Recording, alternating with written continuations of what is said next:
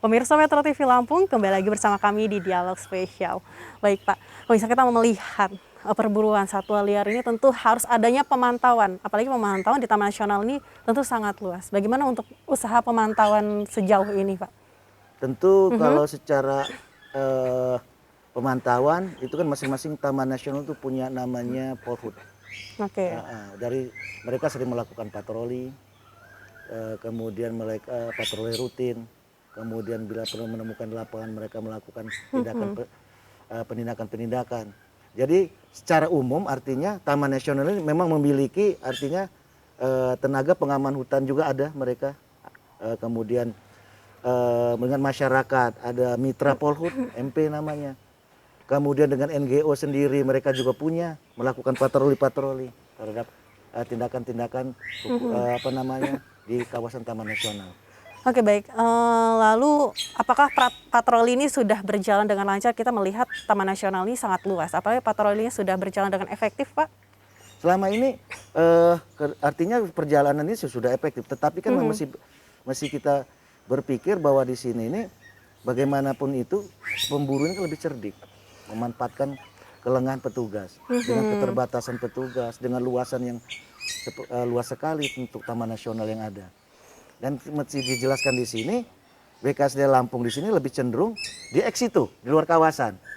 Baik dari konflik satwanya, evakuasi satwanya, pelepas liaran, dia lebih tupoksinya di luar kawasan. Tetapi secara kawasan itu masing-masing Taman Nasional. Nah, jadi ada perbedaan BKSDA dengan Taman Nasional.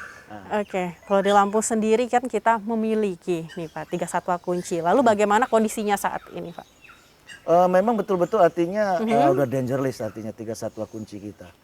Badak itu dengan usahanya dalam hal ini YABI, Yayasan Internasionalnya itu ada di Waikambas, dan pelan-pelan memang sudah ada tanda-tanda artinya untuk penangkaran artinya pengembangan satwanya. Tetapi memang betul tetap dalam danger list artinya menuju ke ambang kepunahan. Lalu tidak lakukan tindakan-tindakan khusus.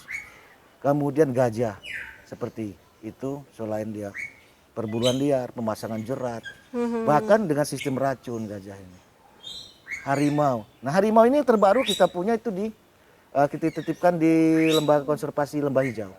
Jadi dia ini terkena jerat kaki sebelah kanan depan. Jadi itu dari kuku pergelangannya ini kita potong karena membusuk. Disitulah artinya secara konservasi itu yang mesti kita perhatikan bagaimana satwa ini. Kenapa? Dengan dia tidak memiliki lagi banyak kekurangan-kekurangan dia selama ini. Kita coba kaji satwa ini namanya batua. Jadi untuk berjalan pun dia susah. Ya. Kemudian untuk turun ke air pun kita lakukan kajian kemarin dia mundur. Jadi banyak kesulitan bagaimana dia mau artinya bereproduksi dengan betina, gitu kan? Karena dia perlu kuku kiri kanan dia. Oke, lalu misalnya kita tadi membicarakan populasi badak, lalu bagaimana populasi badak yang ada di TNBBS saat ini, Pak? Nah, ini saya bilang tadi kita mesti pisahkan BKSDA dengan Taman Nasional. Oke. Kalau secara implisit itu akan lebih jelas apabila pihak Mbak artinya menanyakan langsung ke TNBBS.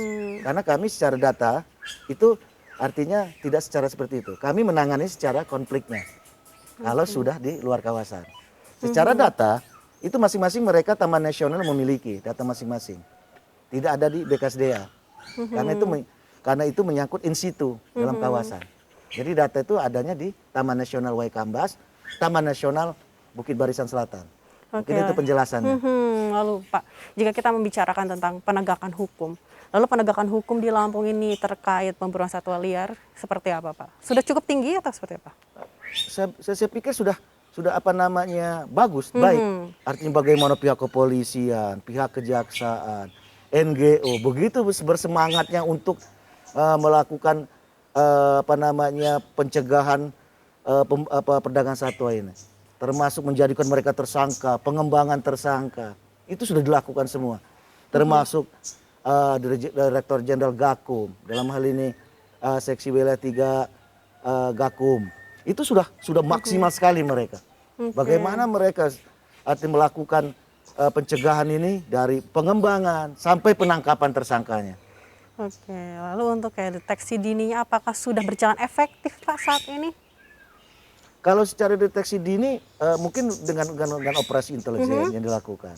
Selama ini kita sudah beberapa kali mendapatkan, termasuk yang terakhir itu di rumah makan itu kita tangkap itu dari operasi intelijen juga, itu kerjasama dengan pihak NGO juga.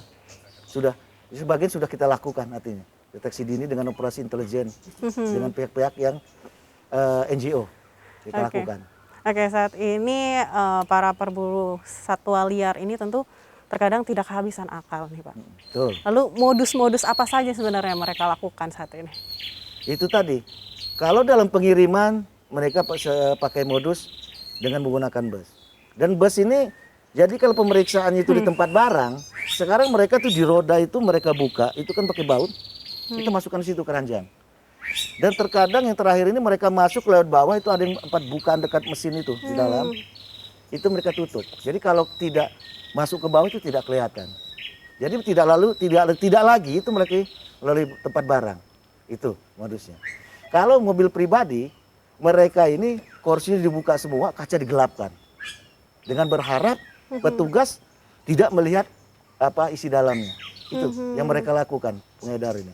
Oke, kebanyakan seperti itu ya Pak ya modusnya ya, Pak? Termasuk mereka pengiriman itu, informasi kawan-kawan kita di Pos Bakau, dalam hal ini juga termasuk SKP yang membenarkan kemarin dalam FGD, mereka subuh. Jadi menunggu kelengahan. Mereka berharap di jam-jam dini hari itu petugas lengah. Padahal disitulah mereka perketat lagi. Oke, Nah, lalu jadi apa namanya untuk lintas satwa yang melalui Pos Bakau ini dari hasil kita FGD kemarin, Forum Discussion Group dengan pihak kejaksaan, kepolisian, karantina, Gakum, dan NGO. Itu akan ada namanya kita lebih perketat lagi sinergitas kita di sana. Karena apabila ini akan berlangsung terus, maka satwa tidak tutup kemungkinan satwa jenis burung ini akan habis. Itu yang kita khawatirkan. Oke, lalu langkah apa yang harus ditingkatkan oleh teman-teman yang ada berada di lapangan nih Pak? Pengawasan Pengawasan gitu ya? terhadap lintas satwa ini. Itu yang penting. Kemudian ya semangat yang tinggi dari kawan-kawan ini, itu kita butuhkan. Karena mereka tidak mengenal waktu. Ya. Mereka punya sindikat, mereka punya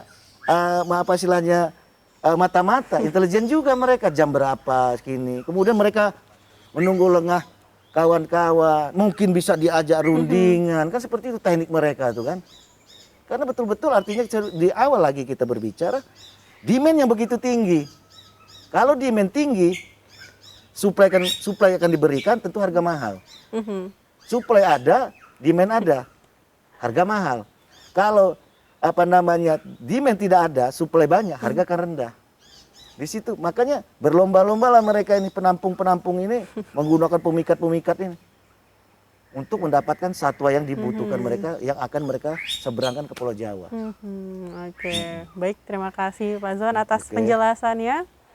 Pemirsa Metro TV Lampung, demikian dialog spesial episode kali ini. Saya Kristi beserta seluruh kru yang bertugas pamit undur diri. Salam sehat dan sampai jumpa.